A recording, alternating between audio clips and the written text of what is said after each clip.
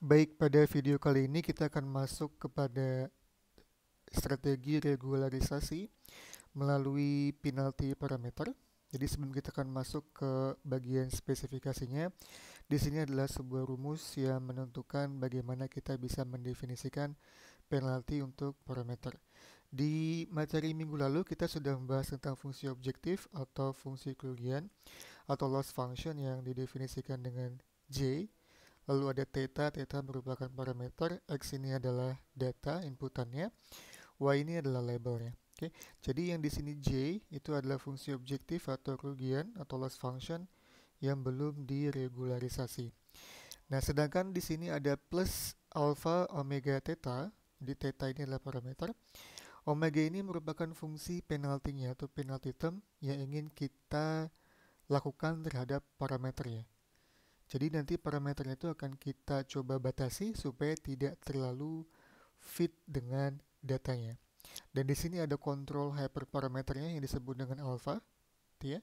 Dan alpha ini nilainya antara 0 sampai dengan infinity. Ini closed interval sampai infinity di open interval. Artinya alpha itu bisa bernilai 0 sampai dengan mendekati infinity. Oke, jadi J loss function ditambah dengan penalty term tadi itu membentuk J, di sini ada curly ya. Ini menunjukkan loss function yang telah diregularisasi. Nah, teknik yang pertama adalah wake decay atau regularisasi L2. Ini juga dikenal sebagai Ritz regulation atau Tikhonov regularization. Di sini kalian lihat omega tetanya didefinisikan sebagai setengah dari W22. Ini maksudnya adalah W pangkat 2 ya, W pangkat 2 terus dijumlahkan. Dan di sini dikalikan dengan setengah. Oke. Nah, kalau kita jabarkan lebih spesifik ke sini, kita ganti yang di sini penalty termnya kita isi dengan L2 tadi, maka W pangkat 2 tadi akan dilakukan dot product antar dua vektor. Jadi WT kalikan dengan W terus dikalikan dengan setengah dikalikan dengan alpha sebagai kontrol dari hyperparameter di penalty termnya. Oke, kalau kita lakukan turunan, kita tarik gradiennya, ini akan menjadi alpha W ya. Sedangkan yang di sini adalah gradien dari si loss function yang belum diregularisasi. Nanti ini isinya ya tergantung dari kasusnya. Kalau yang di sini kita lihat WT ini kan sama dengan W pangkat 2 ya. Kita pindahkan ke depan, hilang jadi satu sehingga menjadi alpha dikalikan dengan W. Ini adalah gradien dari loss function atau fungsi kerugian yang telah diregularisasi.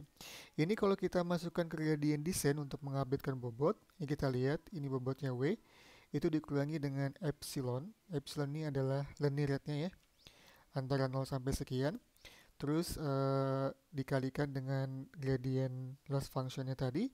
Ini kalau kita gunakan aljabar linear akan mendapatkan 1 minus epsilon alpha kalikan W minus epsilon dari gradien loss function yang belum diregularisasi.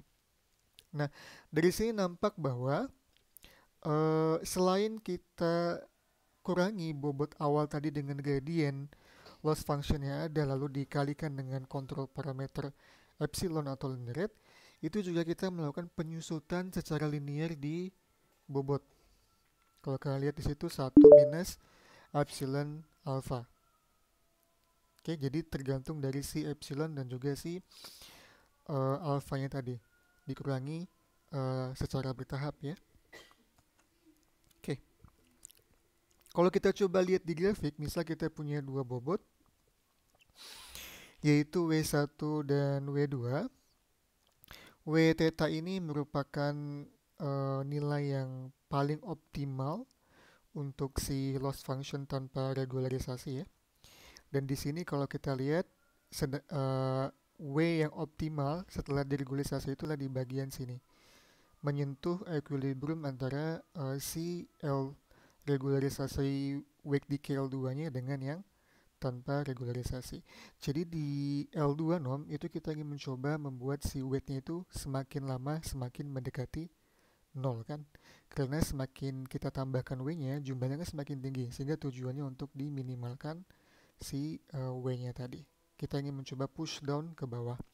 Nah, kalau kita lihat secara horizontal, ini kita coba turunkan semakin ke kiri, it's fine ya, mendekati 0 ke sini, tetapi dari sisi vertikal itu hanya bisa sampai sebatas di sini.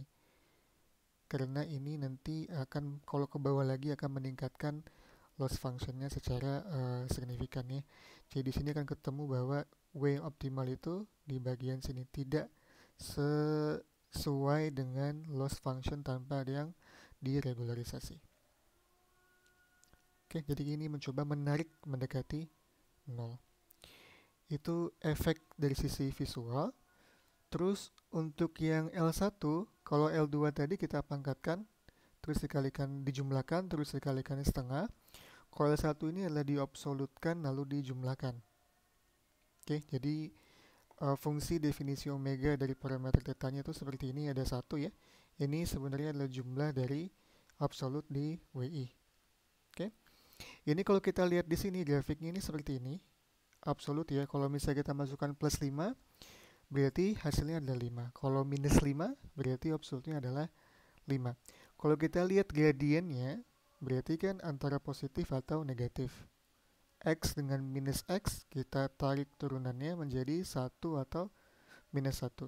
Sehingga kita lihat derivatifnya itu ada di atas ini. Oke, itu didefinisikan dengan fungsi sin. Kalau dia positif, dia 1 constant. Kalau dia negatif, minus 1 constant. Tapi tidak terdefinisi pada titik 0. Karena tidak ada. Ya.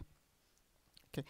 Ini kalau kita tarik ke sini, di loss functionnya alpha kalikan dengan L1 nomnya, plus fungsi loss function yang tanpa regularisasi, itu kalau kita tarik gradient menjadi alpha kalikan sin W. Oke, dari sini terlihat bahwa ada perbedaan efek antara regularisasi L1 dengan L2. Kalau di L2 tadi itu perubahannya secara linear ya, 1 minus epsilon dan alpha, tetapi pada saat di L1 itu terjadi sparsity atau kebanyakan nanti bobotnya itu akan mendekati 0 atau 0. Karena secara terus-menerus bobotnya diupdate secara konstan. Contoh misalnya kita punya bobot 0,5, terus alfanya kita set misalnya 0,1. Berarti kan 0,5 itu kan berarti ketika kita tarik turunan menjadi positif ya, dari L1.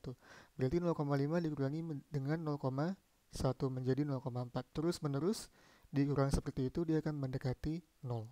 Oke, sehingga kebanyakan nanti bobotnya itu akan terjadi sparsity, yaitu mendekati 0. Semakin tinggi alfanya, maka otomatis dampak dari bobotnya juga akan semakin cepat untuk mendekati 0. Begitu juga dengan bobot yang sifatnya negatif, perilakunya juga sama. Misal, negatif 0,5 diturunkan menjadi negatif kan? Maka negatif 0,5 akan ditambahkan dengan si alfa tadi misal 0,1 menjadi minus 0,4.